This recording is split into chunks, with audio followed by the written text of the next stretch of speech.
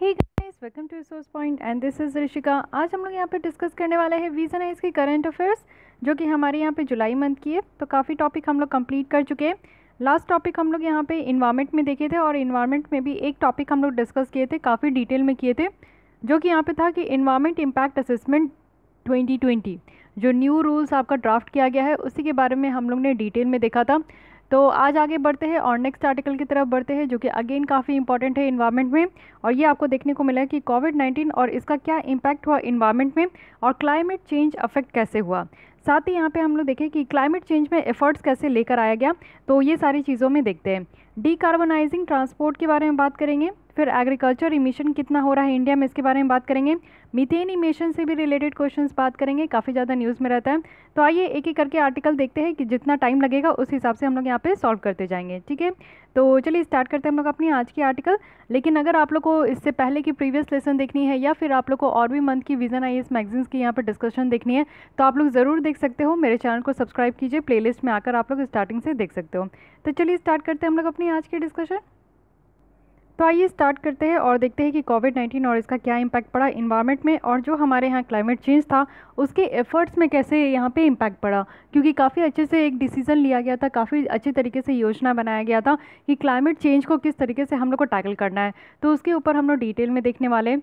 सबसे पहले बात न्यूज़ में देखिए, क्योंकि कोविड-19 पैंडेमिक चल रहा है, ये क्राइसिस चल रहा है, उसी से रिलेटेड यहाँ पे बात किया जा रहा है, जिसमें कि हम लोग देख रहे हैं कि जैसे क्लाइमेट चेंज में जो हम लोग इस तरीके से काम कर रहे थे, क्लाइमेट चेंज में जो प्रोग्रेस वर्क चल रहा था, उसमें आज के डेट में एक टर्निंग पॉइंट देखने को मिलेगा। अब टर्निंग पॉइंट कैसा है ये देख लेते हैं। इम्पैक्ट अगर हम लोग कोविड-19 लॉकडाउन का अगर इन्वायरमेंट में देखें, तो बताया जा रहा है कि एक मिक्स्ड इम्पैक्ट है, यानी कि ना ज़्यादा बुरा हुआ ना ज़्यादा अच्छा हुआ। सबसे पहला अगर हम लोग देखें तो अच्छाई में है कि पॉल्यूशन कम हो गया, क्योंकि कोविड-19 के पहले आप लोग देख रहे थे कि सिचुएशन बहुत ज़्यादा बुरी हो चुकी थी, और हम लोग बात कर रहे थे कि कितना ज़्यादा पॉल्यूशन हो गया। पॉल्यूशन को यहाँ पे मिनिमाइज़ करने के लिए स्टेट गवर्नमेंट के द्वारा बहुत ज़्यादा काम किया जा रहा था, इवन सेंट्रल गवर्नमेंट के द्वारा भी बहुत ज़्यादा काम किया जा रहा था। लेकिन जैसे ही लॉकडाउन हुआ तो पॉल्यूशन लेवल अपने आप ही कम हो गया, और ये सबसे बड़ी बात है और सबसे पॉजिटिव पॉइंट यहाँ पे देखने को मिला। साथ ही क्लीन बीचेस हो गया, यानी कि आप लोग देखोगे कि जो टूरिस्ट वगैरह की कमी हो गई और नॉइज़ पॉल्यूशन की कमी हो गई, इसके कारण क्या हुआ कि जो हमारे बीच वगैरह हैं वो बिल्कुल साफ़ सुथरे हो गए। एवरेज अगर एयर क्वालिटी इंडेक्स अगर हम लोग मेजर इंडियन सिटीज़ का देखें, वो भी कितना था, तो 300 से 500 था लॉकडाउन के बाद, और ये आपका कितना हो गया, तो यहाँ पे 5200 था, ठीक है। तो यहाँ पे लॉकडाउन से पहले कितना था, 300 टू 500 था, लेकिन लॉकडाउन के बाद कितना हुआ, तो ये घट के आपका 5200 हो गया। तो ये सबसे बड़ा चेंज देखने को मिला। उसके बाद अगर हम लोग देखें तो कार्बन के इमिशन में भी बहुत ज़्यादा कमी देखने को मिला। अब कार्बन की इमिशन में कैसे कमी देखने को मिला, तो ह्यूज डिक्रीज देखने को मिला ट्रांसपोर्टेशन का। लॉकडाउन हो गया था, पहले तो इंटर स्टेट और इंटर स्टेट लॉकडाउन भी आपका हो चुका था, जिसमें ट्रांसपोर्टेशन ठप हो गई थी। इंडस्ट्रियल एक्टिविटी तो पूरी तरीके से बंद हो गई थी, जिसके कारण जो डेली यहाँ पे ग्लोबल कार्बन इमिशन था वो यहाँ पे 17% तक कम देखने को मिला अप्रैल मंथ में, ठीक है। वहीं अगर हम लोग देखें कार्बन डाइऑक्साइड की जो लेवल है एटमॉस्फेयर में, वो यहाँ पे हायर मंथली एवरेज तक चला गया। अगर हम लोग यहाँ पे मई में रिकॉर्ड करें तो, जो कि 417 पार्ट्स पर मिलियन था। ये क्यों हुआ, क्योंकि कार्बन डाइऑक्साइड जो है ना ऑलरेडी ये इमिट हो सकता था और हो रहा था, जो कि एटमॉस्फेयर में ये लंबे समय तक था।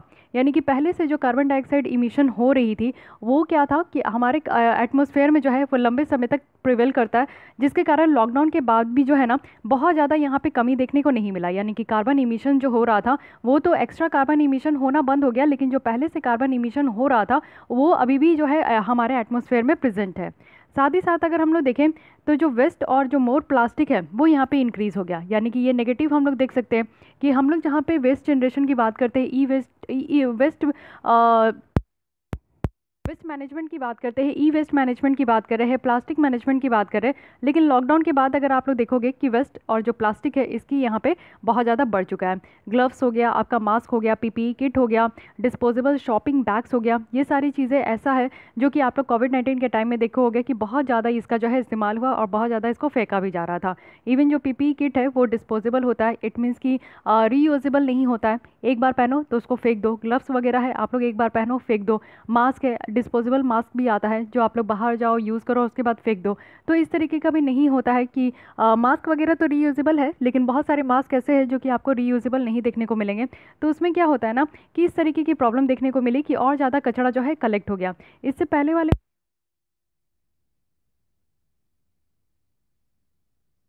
वेस्ट जो है ना, हर एक पेशेंट से कितना ज़्यादा मेडिकल वेस्ट जो है वो निकलते जा रहा था कोविड-19 के बाद। और कोविड पेशेंट जो है वो यहाँ पे कंट्रीब्यूट किए थे, जिसके कारण जो है यहाँ पे जो कचरा है मेडिकल वेस्ट वो ज़्यादा से ज़्यादा यहाँ पे निकल कर आ रहा था।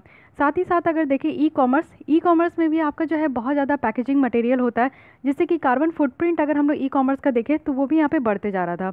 इससे क्या हो रहा है ना कि वाटर रिसाइकलिंग प्रोसेस यहाँ पे कम हो गई अगर हम लोग यहाँ पे बात करें तो। और इससे जो रिसाइकलिंग सेंटर्स में जो यहाँ पे रिस्क था कोविड-19 का, वो स्प्रेड होने का रिस्क था, इसलिए यहाँ पे जो है वो भी आपका ख़त्म हो गया था। यानी कि रिसाइकलिंग वर्क भी नहीं हो पा रहा था, कचरे को जो रिसाइकलिंग वाला काम किया जाता था तो ये भी काम आपका ठप हो गया, क्योंकि डर था कि किसी ना किसी तरीके से स्प्रेड हो जाए।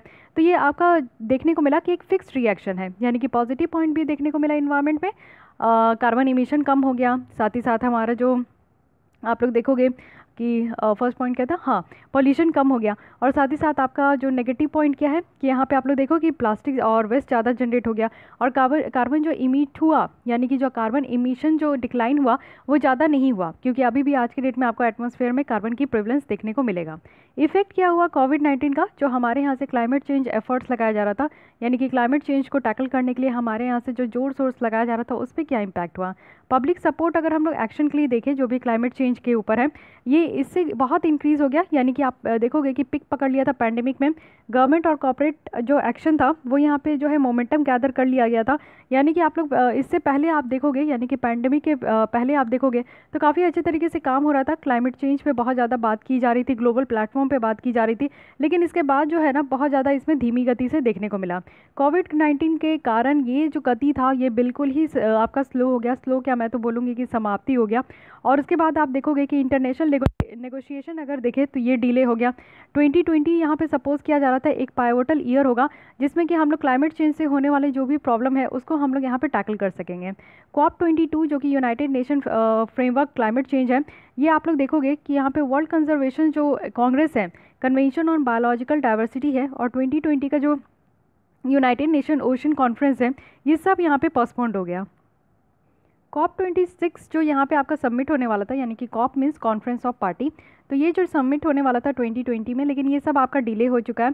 196 कंट्रीज़ जो कि यहाँ पे अपने प्लान को अनाउंस करने वाले थे कि वो किस तरीके से क्लाइमेट चेंज को टैकल करेंगे, तो ये जो प्लान है ये 2015 में ही आपका सबमिट किया गया था। तो अभी तक आप लोग देखोगे कि ग्लोबल टेम्परेचर जो कहा जा रहा है कि 3 डिग्री सेल्सियस से ज़्यादा जो है राइज नहीं होना चाहिए, बट अभी तक ये अलाउ किया जा रहा है कि ग्लोबल टेम्परेचर जो है ना वो यहाँ पे पोटेंशियल अगर आप देखोगे तो 3 डिग्री सेल्सियस तक जो है ये राइज हो सकता है, ऐसा कहा जा रहा है। लेकिन यहाँ पे आप लोग जानते हैं कि ग्लोबल टेम्परेचर पेरिस जो आपका सबमिट हुआ था, तो पेरिस क्लाइमेट डील में क्या रखा गया था कि 1.5 डिग्री सेल्सियस से लेकर 2 डिग्री सेल्सियस है, इसके बीच में ही आपका होना चाहिए, इससे ज़्यादा जो है आपका ग्लोबल इमिशन नहीं होना चाहिए।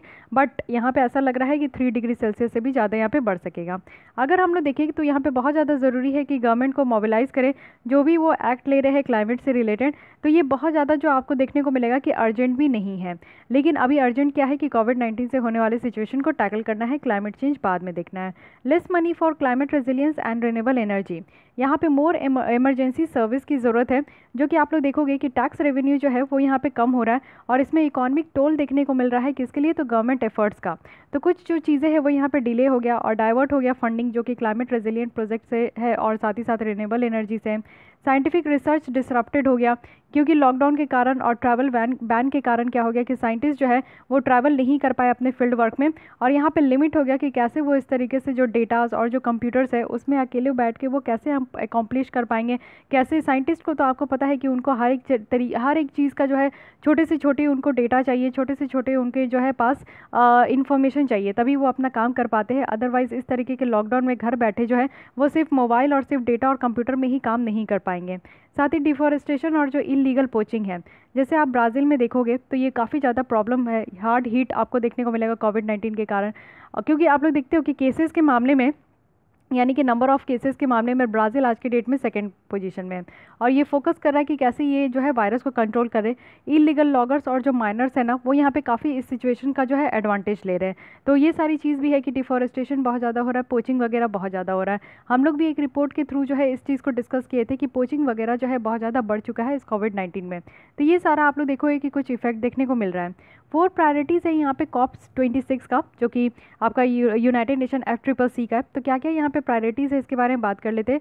सबसे पहला है कि नेशनल क्लाइमेट प्लान, यानी कि जो नेशनल डिटरमाइंड कंट्रीब्यूशन है, ये हमारे यहाँ का आपको ये इस तरीके का कानून देखने को मिलेगा, जिसमें कि आप देखोगे कि हमारी कंट्रीज़ के द्वारा जो है यहाँ पे एफर्ट्स लगाया जा रहा है कि कैसे क्लाइमेट चेंज से होने वाले चीज़ों को टैकल किया जाएगा।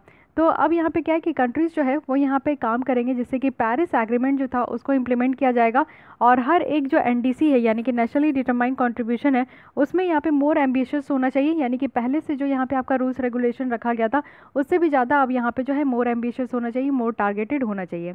सारे नेशन जो है उनको यहाँ पे कुछ स्ट्रैटेजीज अडॉप्ट करना चाहिए जिससे कि ज़ीरो नेट इमिशन तक वो पहुँच सके, यानी कि एक ज़रा भी आपका जो है ना कार्बन इमिशन नहीं होना चाहिए जिससे कि हमारी ग्लोबल वार्मिंग बढ़ रही है। तो ये टारगेट रखा गया था 2050 तक।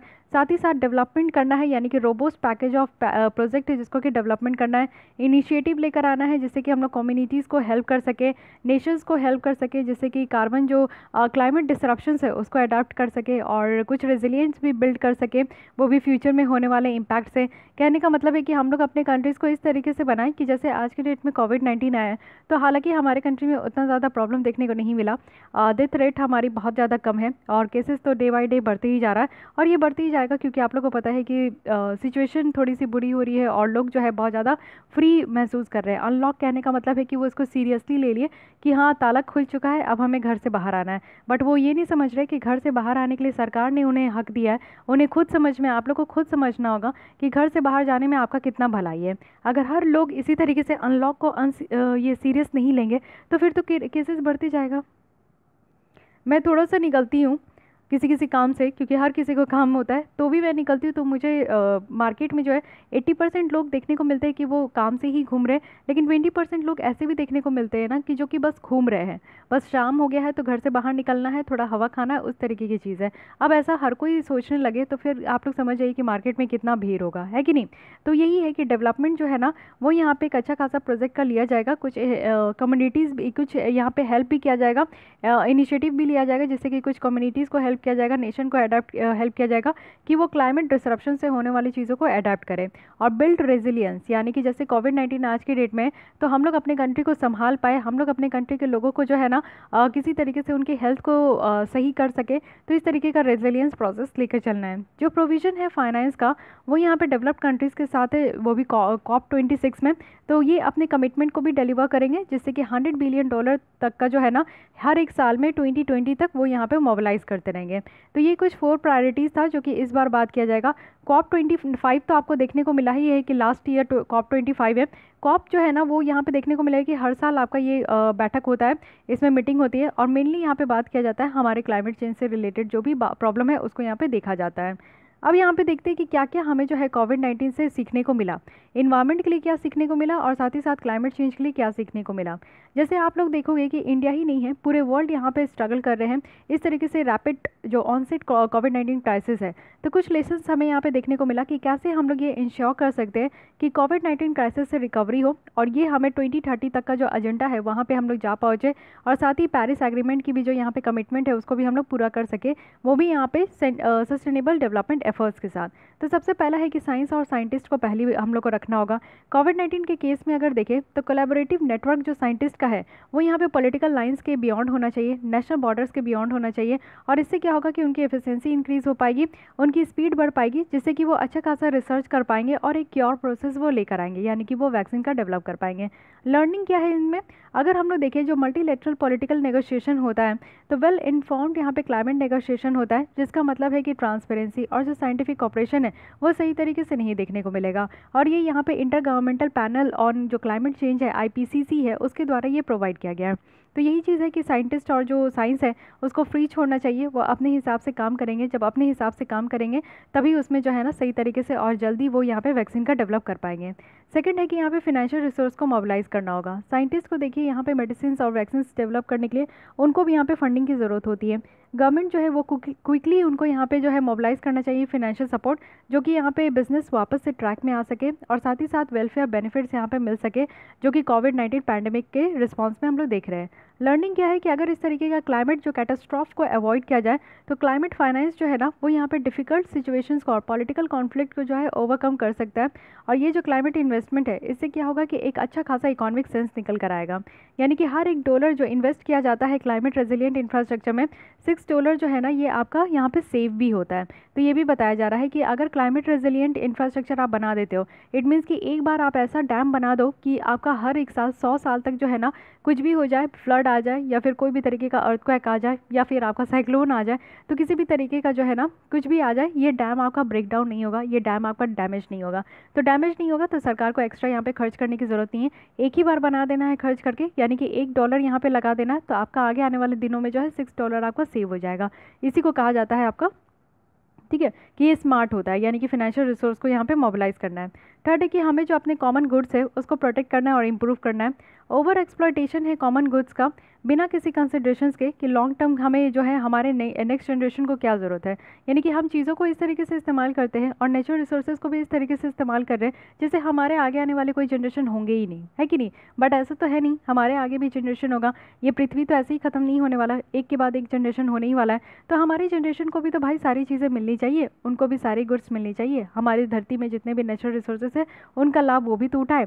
तो ये आप लोग देखोगे कि इसमें ट्रेजिडी ऑफ द कॉमन्स यहाँ पे देखने को मिल रहा है और बिग इन्वायरमेंटल इम्पैक्ट है जिसमें कि आपको जोनोटिक ओरिजिन देखने को मिलता है, क्योंकि कोविड-19 में आप देखोगे कि यहाँ पे जोनोटिक ओरिजिन है, यानी कि यहाँ पे जोनोटिक कहने का मतलब है कि एनिमल से निकलने वाली जो बीमारी है वो आज की डेट में ह्यूमन बींग को हो रहा है। एक समय था जब ह्यूमन बींग का ही बीमारी ह्यूमन बींग को होता था, बट आज की डेट में जोनोटिक डिजीज़ है, कहने का मतलब ये है कि वो डिजीज़ जो कि एनिमल से ह्यूमन बींग में ट्रांसफ़र हो रहा है। सीखने की यहाँ पे क्या बात है, जो भी हम लोग करंट पेंडेमिक में जो रिस्पांस का केसेस देख रहे हैं वो यही बता रहा है कि जो पहले का इन्वेस्टमेंट किया जाता था कंट्रीज़ के द्वारा पब्लिक हेल्थ और वेलफेयर सिस्टम में, वो यहाँ पे बेटर रिजल्ट आज की डेट में प्रोड्यूस कर रहा है। इक्वली इंपॉर्टेंट है कि कितना हम लोग जो है क्लीन एयर और वाटर में इन्वेस्ट करते हैं, हेल्दी इकोसिस्टम में इन्वेस्ट करते हैं और अदर इन्वायरमेंट और क्लाइमेट चेंज में इन्वेस्ट करते हैं, जिसके थ्रू हम लोग यहाँ पे अच्छा खासा एक प्लानिटरी हेल्थ में कंट्रीब्यूट कर सकते हैं। तो वही चीज़ है कि हमें जो है ना आज की ही डेट में पैसे खर्च कर लेने चाहिए। यही सरकार को हमेशा कहा जाता है कि हेल्थ केयर सेक्टर में फोकस कीजिए। आज की डेट में अगर हेल्थ केयर सेक्टर में फोकस किया जाता तो इतने लोगों की जान नहीं जाती, इतने लोगों को प्रॉब्लम नहीं होता, हमारे कंट्री में बेड की कमी नहीं होती या फिर जो भी प्रॉब्लम हुई है वो सारी प्रॉब्लम नहीं होती। हमारे यहाँ आज की डेट में मैन्युफैक्चरिंग सेक्टर्स के लिए जो है बहुत ज़्यादा कमी हो गई है। मास्क वगैरह और जो PPE किट है स्टिल हम लोग जो है चाइना से इम्पोर्ट करा रहे हैं। कहने के लिए हम लोग बोलते हैं कि 2 लाख यहाँ पे PPE किट हम लोग बनाए हैं, मैन्युफैक्चर किए, बट मैन्युफैक्चर भी किए हैं, अपने कंट्री को भी दे दिए और बाहर वाले कंट्री को भी दे दिए। ऐसा बिल्कुल भी नहीं है। जब आप ग्राउंड लेवल पे जाके देखोगे ना, हॉस्पिटल के लोगों से पूछोगे तो आपको पता चलेगा ना कि ये PPE किट जो है हम लोग जितना बोलते हैं, जितना फेंकते नहीं है। ठीक है, हमारी कंट्री बनाती है, मैं इसके अगेंस्ट में नहीं हूँ, फिर आप लोग बोलने लगो कि मैं एंटी इंडियन हूँ, तो ऐसा बिल्कुल भी नहीं है। हमारे कंट्री में बनता है, बट जिस तरीके से डेटा दिखाया जाता है ना वो कहीं ना कहीं गलत होता है, क्योंकि जब आप लोग ग्राउंड लेवल पे जाके देखोगे तो काम वैसा होता नहीं है। PPE किट हम लोग आज भी जो है चाइना से मंगवाते हैं। साथ ही साथ आप लोग देखोगे कि जो आपका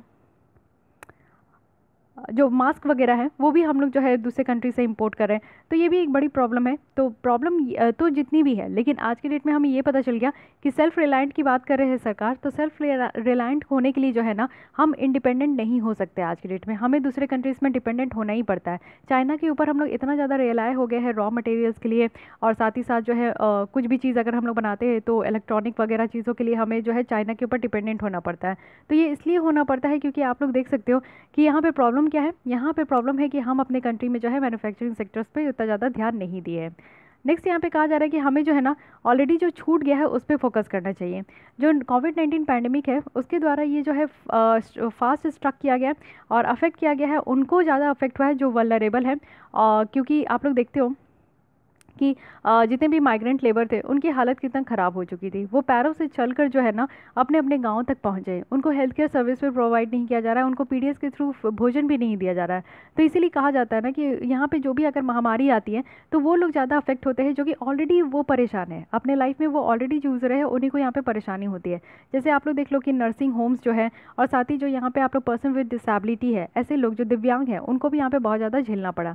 सो यहाँ पर सीखने के लिए क्या मिला है कि जो क्लाइमेट चेंज का जो केस है ना, इसमें ये है कि कुछ चीज़ें हमारा जो है ना पीछे छूट जाता है, जैसे पुअर फार्मर्स हैं या फिर पीपल्स है जिनके पास ये एक्सेस नहीं होता है कि वो बेसिक सर्विसेज को एक्सेस करें, जो भी लोग स्लम एरिया में रहते हैं। साथ ही साथ आपका क्लाइमेट माइग्रेंट है, यानी कि क्लाइमेट के बेसिस में जो लोग एक जगह से दूसरी जगह जाते हैं उसको हम लोग क्लाइमेट माइग्रेंट कहते हैं। क्लाइमेट मिटिगेशन और जो एडेप्टेशन एक्टिविटीज़ है वो यहाँ पे इसमें रखना चाहिए, दूसरे वल्नरेबल ग्रुप के लिए भी रखना चाहिए, और एक सेंटर ऑफ अटेंशन होना चाहिए और रिस्पॉन्स होना चाहिए, जो कि इस कोविड-19 के आने के बाद जो है ना, आई होप कि सरकार की यहाँ पे आँख खुल गई हो। साथ ही साथ नेक्स्ट है कि make the global value chain climate resilient, क्योंकि आप लोगों को पता है कि वैल्यू चेन डिसरप्ट हो गया था, साथ ही सप्लाई चेन भी डिसरप्ट हो गया था। तो कोविड-19 के कारण बहुत ज़्यादा डिसरप्शंस देखने को मिला, ट्रांसपोर्ट सेक्टर हो, मेडिसिन सेक्टर हो और टूरिज्म सेक्टर्स हो, तो वो बहुत ही ज़्यादा इमीडिएट जो है पूरी तरीके से डिसरप्ट हो गया।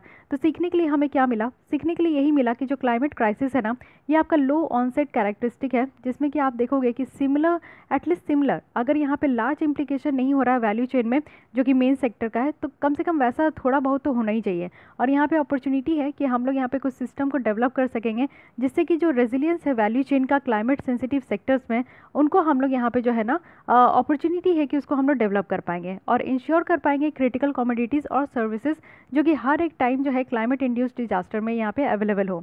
साथ ही साथ यहाँ पे क्या है कि जो फंड का सप्लाई है, फाइनेंस का सप्लाई है, उसमें भी इम्पैक्ट पड़ता है, क्योंकि यहाँ पे ज़रूरत है कि हम लोग डायरेक्ट जो है क्रिटिकल सिचुएशन से डील करें, ना कि वैसे सिचुएशन जब सामने आके खड़ी हो जाती है तो उसको डील करें। नेक्स्ट है कि फिक्स करना चाहिए और एक सस्टेनेबल जो है फूड सिस्टम बनाना चाहिए। फूड एंड एग्रीकल्चर ऑर्गेनाइजेशन जो है उनके द्वारा एक डॉक्यूमेंटिंग स्टार्ट किया गया था कि क्या नेगेटिव इम्पैक्ट है कोविड-19 का फूड सिक्योरिटी में। तो जो इम्पैक्ट देखने को मिलता है क्लाइमेट चेंज का, वो एग्रीकल्चर में है, और वो भी यहाँ पे जो एक्सटेंसिवली डॉक्यूमेंट किया गया था IPCC के द्वारा और फूड सप्लाई चेन के द्वारा, जो कि एक मोस्ट आपका क्रूशियल ग्लोबल वैल्यू चेन देखने को मिलेगा। और ये हम लोग को कहा जा रहा था कि क्लाइमेट इमरजेंसी है जिसके अगेंस्ट में जो है हम लोग यहाँ पे आवाज़ उठा रहे हैं, और इनके द्वारा फूड एग्रीकल्चर ऑर्गेनाइजेशन के द्वारा जो है यहाँ पे कहा गया था। और जो क्लाइमेट इमरजेंसी कहने का मतलब है कि किसी कंट्री की जो क्लाइमेट है ना, वो इतनी ज़्यादा बुरी हो चुकी है कि उसके कारण कुछ भी अच्छा नहीं हो पा रहा है। और इसमें सीखने के लिए यही है कि बहुत सारे पॉलिसी ऑप्शंस है जो कि प्रपोज किया गया था और ऑलरेडी इम्प्लीमेंट भी किया गया है, जैसे कि इकोलॉजिकल रोटेशन है क्रॉप का, रोबोस्ट एस्टिमेशन है कि ट्रू कॉस्ट कोई भी भोजन का क्या होना चाहिए, भोजन से निकलने वाले कचरे जो है वो यहाँ पे कम हो, फेयर ट्रेड हो, और साथ ही साथ ड्रास्टिकली रिड्यूसिंग पेस्टिसाइड्स हो, डीकार्बनाइजिंग फूड प्रोडक्शन हो, और डिस्ट्रीब्यूशन सिस्टम हो। तो ये सारी चीज़ें होनी चाहिए और ये सारी चीज़ ऑलरेडी हमारे यहाँ प्रपोज किया गया है। नेक्स्ट यहाँ पे कि एडिबल जो इन्फॉर्मेशन है वो इंश्योर कराना है, कोई भी फेक न्यूज़ जो है ना नहीं पब्लिक डिस्कशन में आना चाहिए, यानी कि पब्लिक डिस्कशन के बीच में जो है ना कोई गलत न्यूज़ नहीं सर्कुलेट होना चाहिए, उससे जो है माहौल बिगड़ता है, हार्मनी बिगड़ता है, और लोगों की यहाँ पे विश्वास जो ट्रस्ट डेफिसिट है वो भी होने लगता है। तो इसलिए ये सारी चीज़ सिचुएशन नहीं होना है। आप लोग देखते हो कि जो बेंगलोर में अभी दंगा हुआ है, साथ ही साथ आप लोग मॉब लिंचिंग की जो केस देखते हो, इसमें क्या होता है ना कि इस तरीके से गलत न्यूज़ ही के कारण ये होता है, जिससे कि लोगों में एंग्जाइटी पैदा हो जाता है, पैनिक पैदा हो जाता है, और उसके कारण लोग जो है ना गलत स्टेप उठा बैठते हैं। नेक्स्ट है कि यहाँ पे इंस्टीट्यूशनलाइज करना चाहिए बिहेवियर चेंज। लॉकडाउन में आप देखोगे कि न्यू बिहेवियर और हैबिट निकल कर आया, स्पेशली जो कॉर्पोरेट वर्कफोर्स थे और साथ ही साथ जो है जो रिमोट एरिया में रहते थे। कंजप्शन पैटर्न भी आप देखोगे चेंज हो गया।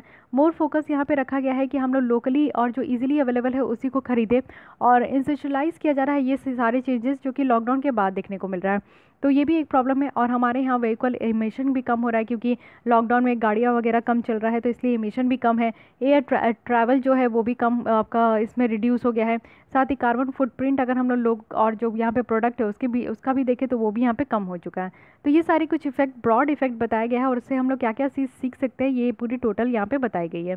कंक्लूजन में बोला जा रहा है कि ये पैंडेमिक में आप देखोगे कि एक चीज़ तो क्लियर है कि कुछ फैक्ट्स है जिसमें कि हम लोग देखेंगे कि क्लाइमेट चेंज और जो पब्लिक हेल्थ है उनकी इश्यूज़ यहाँ पे निकल कर आई है, जिससे कि हम लोग ये बात करेंगे कि डेवलपमेंट जो गेन है ना दूसरे सेक्टर्स में वो यहाँ पे कम हो गया है। तो growing number of covid cases है, और यहाँ पे कैसे कम्युनिटीज़ जो है वो अफेक्ट होते जा रहे हैं, साथ ही साथ उनकी एबिलिटी है कि वो क्लाइमेट शॉक के साथ कैसे कॉप अप करे।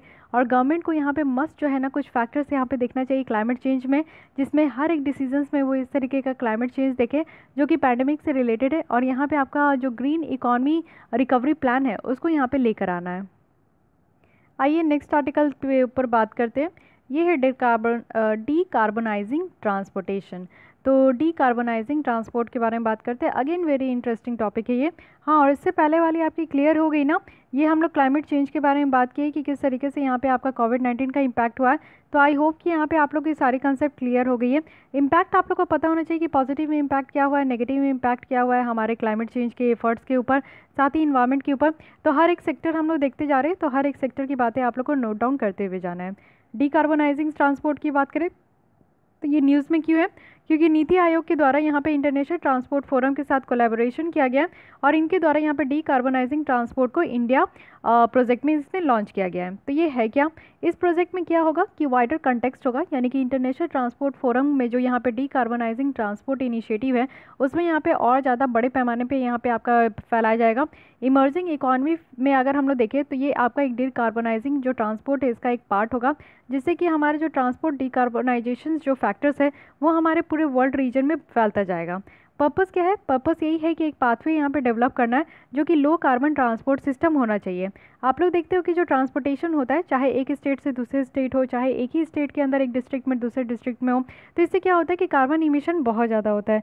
तो डीकार्बोनाइजेशन की बात की जा रही है, यानी कि कार्बन इमिशन को कम करना है। तो मेन फोकस तो यही करना है। साथ ही यहाँ पे tailor made transport emissions assessment framework भी लाना है, यानी कि कितना इमिशन हो रहा है, कहाँ से कहाँ ट्रांसपोर्ट सिस्टम में किस तरीके का इमिशन हो रहा है, उसको भी यहाँ पे एक्सेस करके चलना है। साथ ही फैसिलिटेट करना है गवर्नमेंट को कि एक कॉम्प्रिहेंसिव अंडरस्टैंडिंग होना चाहिए प्रेजेंट और साथ ही साथ जो फ्यूचर ट्रांसपोर्ट एक्टिविटीज़ है उसके ऊपर। और जो ट्रांसपोर्ट है इससे आपका देखोगे कि 23% एनर्जी जो कि कार्बन डाइऑक्साइड से रिलेटेड है वो इमिट होता है, जिससे कि हम लोग ग्लोबल वार्मिंग को फील करते हैं। तो आप लोग समझ सकते हैं कि ट्रांसपोर्टेशन सेक्टर कितना ज़्यादा ये आपका कंट्रीब्यूट करता है energy related carbon dioxide emission में। तो ये 23% तक है। तो बिना किसी इमीडिएट एक्शन के ये आपका जो शेयर है वो यहाँ पे 40% तक भी बढ़ सकता है 2030 तक, और 2050 में जो है ये आपका 60% तक भी बढ़ सकता है। इट मीन्स कि ट्रांसपोर्ट इमिट जो है, यानी कि कार्बन डाइऑक्साइड की इमिशन जो आज के डेट में 23% है, it may lead to increase 2030 by 2030 40% and 60% by 2050। तो इस पर आपको फोकस करने की ज़रूरत है। कंसेप्ट क्या है डीकार्बोनाइजिंग ट्रांसपोर्ट का, तो डीकार्बोनाइजेशन मतलब कि ग्रीन हाउस गैसेस इमिशन को कम करना, और ये आपका एक ट्रांसपोर्ट की ही मदद से, यानी कि जो ट्रांसपोर्टेशन होता है उसमें ग्रीन हाउस गैसेस की इमिशन बहुत ज़्यादा होती है तो उसको कम करना है। और इसमें क्या है कि जो भी इमिशन यहाँ पे आपका ट्रांसपोर्ट के टाइम में होता है उसको यहाँ पे रखा गया है। इमिशन जो कि कुछ रिलेटेड एक्टिविटीज़ से भी होता है, जैसे कि आप देखो कि इलेक्ट्रिसिटी के प्रोडक्शन में भी हो रहा है अगर यहाँ पे पावर को यूज़ करके है, या फिर इमिशन जो कि आपका मैन्युफैक्चर से भी हो रहा है, या फिर किसी प्रोडक्ट को रिसाइकल डिस्पोजल किया जा रहा है, या फिर कोई व्हीकल को यहाँ पे रिसाइकल डिस्पोजल किया जा रहा है तो उससे भी इमिशन होता है। तो ये सारे पॉइंट्स को यहाँ पे 3 पॉइंट्स का आपका इंक्लूड किया गया है। मेजर्स क्या क्या लिया जा रहा है जिससे कि हम लोग डीकार्बोनाइजेशन को ट्रांसपोर्ट सेक्टर्स में हम लोग अचीव कर सके। तो सबसे पहला है कि पुल पॉलिसी, यानी कि ऐसा पॉलिसी जो कि धक्का दे, यानी कि ऐसा पॉलिसी जो कि यहाँ पे इम्प्लीमेंट होने के लिए मजबूर हो जाए।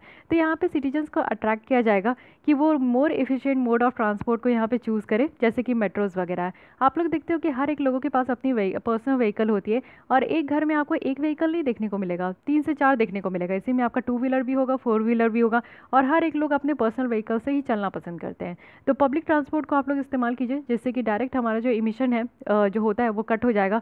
बस की जो रैपिड ट्रांजिट है उससे हो सकता है, और सबसे बेटर तो है कि बाइसिकल इस्तेमाल कीजिए। बाइसिकल इस्तेमाल कीजिए, आपकी हेल्थ भी अच्छी रहेगी और साथ ही साथ जो है इन्वायरमेंट को भी टैकल करने में मदद मिलेगा। साथ ही पुश प्रेशर भी है, पुश मेजर भी यहाँ पे है, यानी कि आप लोग देखो कि यहाँ पे कार्बन डाइऑक्साइड का जो यूज़ है उसको यहाँ पे करना, और एनर्जी इंटेंसिव मोड यहाँ पे लेकर चलना जो कि लेस अट्रैक्टिव हो। ये है पुश, अच्छा ये है पुश मेजर, सॉरी मैं यहाँ पे गलत बोल दी, ये पुल पॉलिसी था, यानी कि खींचने का पॉलिसी है जिसमें कि सिटीजन्स को अट्रैक्ट करना है। और ये पुश मेजर है, यानी कि धक्का देने वाला मेजर्स है, जिसमें कि हम लोग यहाँ पे जो कार्बन डाइऑक्साइड के इस्तेमाल जो है और साथ ही साथ यहाँ पे एनर्जी इंटेंसिव जो मोड है उसको लेस अट्रैक्टिव बनाना है। जैसे कि जो हमारा एक्सपेंसिव पार्किंग स्पेस है उसको यहाँ पे रिड्यूस करना है। हाई टैक्सेस जो फ्यूल वगैरह में लगाया जाता है और पॉल्यूटिंग व्हीकल्स में, उसको यहाँ पे आपका रखना है कि और ज़्यादा टैक्स लगाइए, जिसमें कि जो भी व्हीकल से ज़्यादा इमिशन हो रहा है उस पर ज़्यादा टैक्स लगाना चाहिए। इलेक्ट्रिक व्हीकल को प्रमोट करना चाहिए। इलेक्ट्रिक व्हीकल को प्रमोट करने से क्या होगा कि आप लोग देखो कि इस तरीके का जो पेट्रोल डीजल से इतना गंदे गंदे जो एमिशन निकलते हैं, ग्रीन हाउस गैसेस निकलते हैं, वो यहाँ पे डायरेक्ट आपका कट हो जाएगा। लैंड यूज़ पॉलिसीज़ लेकर आया जाएगा, जैसे कि आपका ट्रांजिट ओरिएंटेड डेवलपमेंट है, जिससे क्या होगा कि पब्लिक ट्रांजिट का जो इस्तेमाल है वो यहाँ पे आपका हो पाएगा, और वॉकिंग करना, साइकिलिंग करना, ये सारी चीज़ें बढ़ पाएगी, यानी कि ज़मीन का अच्छे तरीके से इस्तेमाल किया जाएगा। इंफ्रास्ट्रक्चर भी यहाँ पे इम्प्रूवमेंट करना है, यानी कि ग्रेट पोटेंशियल है जिसके थ्रू हम लोग इंफ्रास्ट्रक्चर में एनर्जी सेविंग कर सके, और वो भी न्यू और पुराने दोनों एसेट में। इसमें क्या है कि एस्केलेटर्स है, साथ ही लिफ्ट होगा, बिल्डिंग इंसुलेशन होगी, हीटिंग, कूलिंग, को जनरेशन, लाइटनिंग, ये सारी चीज़ें होगी। कुछ और एग्जांपल अगर देखें तो इसमें पॉपुलर प्रोडक्शंस जो है कोई भी रिन्यूएबल इलेक्ट्रिसिटी का, वो यहाँ पे इंक्रीज़ होगा। रिन्यूएबल इलेक्ट्रिसिटी पे फोकस किया जा रहा है जिससे आपका इमिशन है हद तक कट हो सके। दूसरे अगर पॉलिसीज़ की बात करें, जैसे कि यहाँ पे कमर्शियल स्पीड और जो यहाँ पे पब्लिक मोड ऑफ ट्रांसपोर्टेशन है उसको यहाँ पे बढ़ावा दिया जाएगा, जैसे कि ट्रैफिक लाइट वगैरह की प्रायोरिटी होगी, रिजर्व कॉरिडोर होगा, और वो भी डेडिकेटेड फ्रेट कॉरिडोर के लिए। तो डेडिकेटेड फ्रेट कॉरिडोर आप लोगों को पता है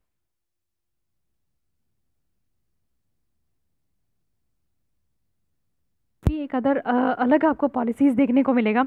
यहाँ पे आप लोग देख सकते हो कि सस्टेनेबल डेवलपमेंट गोल के ऊपर जो है कैसे ये डिकार्बनाइजिंग जो ट्रांसपोर्ट है वो कैसे अफेक्ट करेगा। तो अगर हम लोग बात करें sustainable development goal first, second और 8, इसमें कैसे ये इफेक्ट होगा, तो रेजिलिएंट ट्रांसपोर्ट से जो है ना, ये आप लोग देखो कि रेजिलिएंट ट्रांसपोर्ट हो पाएगा, वो भी dedicated freight corridor.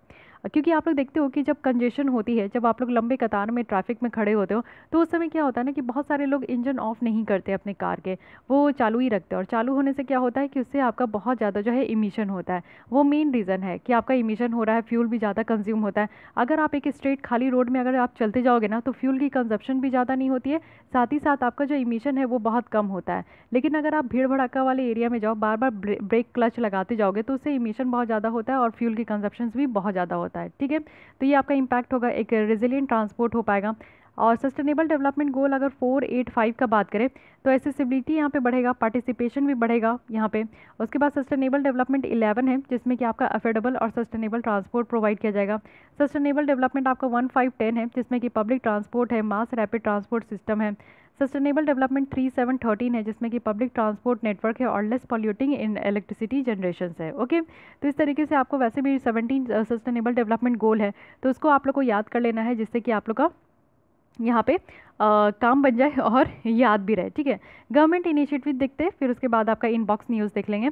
Government initiative क्या है, गवर्नमेंट के द्वारा बहुत सारी पॉलिसीज़, बहुत सारे इनिशिएटिव लाई जाती है ट्रांसपोर्टेशन सेक्टर के लिए, जैसे कि पैसेंजर मोबिलिटी को इन्हांस करना है, लॉजिस्टिक को यहाँ पे जो फ्रेट ट्रांसपोर्ट है, यानी कि जैसे माल गाड़ियाँ है तो उसको इम्प्रूव किया जाता है, और रेल यूज़ का यहाँ पे इम्प्रूव किया जा रहा है, जिससे कि उनकी एफिशिएंसी को इम्प्रूव करके, साथ ही एवरेज स्पीड यहाँ पे बढ़ाया जा रहा है, लो कार्बन ट्रांसपोर्ट किया जा रहा है, और एट द सेम टाइम आपका एनर्जी सिक्योरिटी पे भी फोकस किया जा रहा है। हमारे यहाँ अगर रोड के लिए आप देखोगे तो national electricity mobility mission plan है, फेमा है, जिसको हम लोग यहाँ पे फेमा नहीं सॉरी फेम है, जिसको हम लोग faster adoption and manufacturing of electric vehicles कहते हैं। तो आज की डेट में हमारे यहाँ भारत स्टेज 6 नॉर्म है, साथ ही नेशनल पॉलिसी ऑन बायोफ्यूल्स लाया जा रहा है। साथ ही आप लोग देखोगे कि यहाँ जो हाई टैक्स रेट है पॉल्यूटिंग व्हीकल में, हाइड्रोजन फ्यूल बेस्ड यहाँ पे पब्लिक ट्रांसपोर्ट है, पब्लिक ट्रांसपोर्ट को जैसे कि मेट्रो रेल है, तो इन सबको यहाँ पे प्रमोट किया जाता है। रीमॉडलिंग किया जा रहा है रोड का, जैसे कि इसको चौड़ीकरण किया जा रहा है, एक्सप्रेसवे बनाया जा रहा है, फ्लाईओवर बनाया जा रहा है, तो ये सारा काम किया जा रहा है। ठीक है, और ये सारा काम आप देखोगे कि भारतमाला प्रोजेक्ट के अंदर किया जा रहा है। रेलवे के अंदर देखें तो रेलवे को इलेक्ट्रिफिकेशन किया जा रहा है, साथ ही रेलवे की जो एफिशिएंसी है, लोकोमोटिव और ट्रेन, इन दोनों को इम्प्रूव किया जा रहा है। डेडिकेटेड फ्रेट कॉरिडोर है, और जो रिन्यूएबल एनर्जी सोर्सेज है उसको एक्सप्लॉइट करने की बात की जा रही है। टारगेट है यहाँ पे कि नेट जीरो कार्बन इमिशन जो है यहाँ पे रखना है 2030 तक। एयरवेज की बात करें तो यहाँ पे आप लोग देखो कि रूट को ऑप्टिमाइज़ किया गया है, सर्विलांस इंफ्रास्ट्रक्चर आपका जो है वो अपग्रेड किया गया है, एयर स्पेस जो हार्मोनाइजेशन है वो यहाँ पे आपका रखा गया है, साथ ही जो डिसेंट ऑपरेशन है वो कंटिन्यू रहेगा, और बायोजेट जो फ्यूल एक्सपेरिमेंट है वो यहाँ पे किया जा रहा है, यानी कि ब्लेंडेड बायोजेट जो फ्यूल एक्सपेरिमेंट है, जो कि यहाँ पे बायोफ्यूल जेट जो है वो इस्तेमाल किया गया था। वाटरवेज में आप देखोगे तो डेवलपमेंट किया जा रहा है नेशनल वाटरवेज का। आपको बताना है कि जो नेशनल वाटरवेज 2 है वो कहाँ से कहाँ तक का है, और नेशनल वाटरवेज 4 है वो कहाँ से कहाँ तक का है। ठीक है, ये बताइएगा। LNG प्रोपेल्ड यहाँ पे वेसल्स है, तो इस तरीके से जो है एयरवे हो गया, वाटरवेज हो गया, रेलवेज हो गया, रोड हो गया, इन सब में जो है ना सरकार के द्वारा, हमारे इंडियन गवर्नमेंट के द्वारा इतना ज़्यादा स्टेप्स लिया जा रहा है, जिससे कि हम लोग जो है अपने यहाँ डीकार्बनाइजिंग जो ट्रांसपोर्ट है उस पर फोकस कर सके। अब बात यहाँ पे कर रहे हैं डीकार्बनाइजिंग ट्रांसपोर्ट इनिशिएटिव और डीकार्बनाइजिंग ट्रांसपोर्ट इन इमर्जिंग इकॉनमी। तो ये आपका डीकार्बनाइजिंग ट्रांसपोर्ट इनिशिएटिव जो है वो 2016 में लॉन्च किया किया गया था और इसको फंडिंग किया जाता है ITF के द्वारा, और दूसरे फंडिंग पार्टनर भी है जैसे वर्ल्ड बैंक, यूरोपियन कमीशन, ये भी यहाँ पे फंड करते हैं। इस इनिशिएटिव में क्या है कि कार्बन न्यूट्रल मोबिलिटी होना चाहिए और जो क्लाइमेट चेंज को जो है ना उसको यहाँ पे आपका स्टॉप करना है। इसके अंदर अगर हम लोग देखें तो डीकार्बोनाइजिंग जो आपका ट्रांसपोर्ट इन इमर्जिंग इकॉनमी है, इसमें क्या है कि नेशनल गवर्नमेंट को यहाँ पे हेल्प किया जाएगा, दूसरे स्टेक होल्डर्स को हेल्प किया जाएगा कि वो ट्रांसपोर्ट मेजर्स को यहाँ पे आइडेंटिफाई करे, एक अच्छा खासा पाथवे को इस्टेब्लिश करे जिससे कि जो कार्बन डाइऑक्साइड की यहाँ पे ट्रांसपोर्टेशन है, इमिशन है, वो कम हो सके। इसके पार्टिसिपेंट अगर देखें तो इंडिया, अर्जेंटीना, अजरबैजान और मोरक्को है। तो अगेन इसका इंडिया जो है पार्ट है, तो ये भी आपको याद होना चाहिए। साथ ही साथ अगर हम लोग ITF की बात करें तो ITF एक इंटर गवर्नमेंटल ऑर्गेनाइजेशन है जो कि OECD सिस्टम के अंदर है, organisation for economic cooperation and development है। ये मात्र एक ग्लोबल बॉडी है जिसमें कि आपका सारे मोड्स ऑफ ट्रांसपोर्ट को मैंडेट किया जाता है। सारे मोड्स ऑफ ट्रांसपोर्ट कहने का मतलब इसमें आपका रोड भी आ गया, वाटर बेस भी आ गया, आपका रेलवे भी आ गया। इसमें क्या है कि ये थिंक टैंक है ट्रांसपोर्ट पॉलिसी इशू के लिए। इंडिया इसका मेंबर है, वो भी 2008 से। तो ये भी ध्यान रखिएगा कि ITF के भी हम लोग मेंबर है। वे फॉरवर्ड में बताया जा रहा है कि अच्छा खासा अपॉर्चुनिटी है कि हम लोग यहाँ पे ग्रीन हाउस गैसेस को इंडिया के ट्रांसपोर्ट सेक्टर से जो है वो यहाँ पे मिटिगेट कर सके, सस्टेनेबल मोबिलिटी को यहाँ पे हम लोग फैसिलिटेट कर सके, और सस्टेनेबिलिटी फोकस जो है वो यहाँ पे हमारे गवर्नमेंट ऑफ इंडिया के पॉलिसीज़ में होना चाहिए। इंडिया का जो नेशनल एक्शन प्लान है क्लाइमेट चेंज के ऊपर, ये हाईलाइट करता है कुछ मेजर्स को भी, जिसमें कि हाई शेयर होना चाहिए पब्लिक ट्रांसपोर्ट में, बायोफ्यूल का यहाँ पे पेनिट्रेशन होना चाहिए, अच्छा खासा एक इंप्रूवमेंट होना चाहिए व्हीकल की एफिशिएंसी में। तो इस पर भी हम लोग को गौर फरमाना चाहिए। बहुत सारे सिटीज़ है जो कि यहाँ पे अपने इंफ्रास्ट्रक्चर इन्वेस्टमेंट को इनिशिएट कर चुके हैं, वो भी मास ट्रांसिट में, अर्बन प्लानिंग में, जिससे कि बेटर यहाँ पे आपका लैंड यूज़ ट्रांसपोर्ट इंटीग्रेशन हो और अपग्रेड हो एग्जिस्टिंग जो पब्लिक ट्रांसपोर्ट है। तो इससे क्या होगा ना कि दूसरे सिटीज़ में भी ये सारी चीज़ों को रेप्लिकेट किया जाएगा और फिर रियलाइज़ किया जाएगा कि जो मिटिगेशन पोटेंशियल है वो यहाँ पे डिज़ायर्ड है और ये पूरा किया। तो काफ़ी अच्छी आर्टिकल थी डीकार्बनाइजिंग आपका जो ट्रांसपोर्ट है, ट्रांसपोर्ट सेक्टर में कैसे जो है इमिशन इतना ज़्यादा बढ़ रहा है, 23% तक इमिशन बढ़ रहा है आज की डेट में। अगर इसको टैकल नहीं किया जाए तो सिचुएशन और भयावह होगा। 40% तक जो है आप देखोगे 2030 तक बढ़ेगा, 2050 तक जो है 60% तक जो है ट्रांसपोर्ट कार्बन इमिशन बढ़ेगा, ग्रीन हाउस गैसेज भी यहाँ पे बढ़ेगी। तो इससे क्या होगा ना कि हमारी जो है पॉल्यूशन बहुत ज़्यादा बढ़ेगा।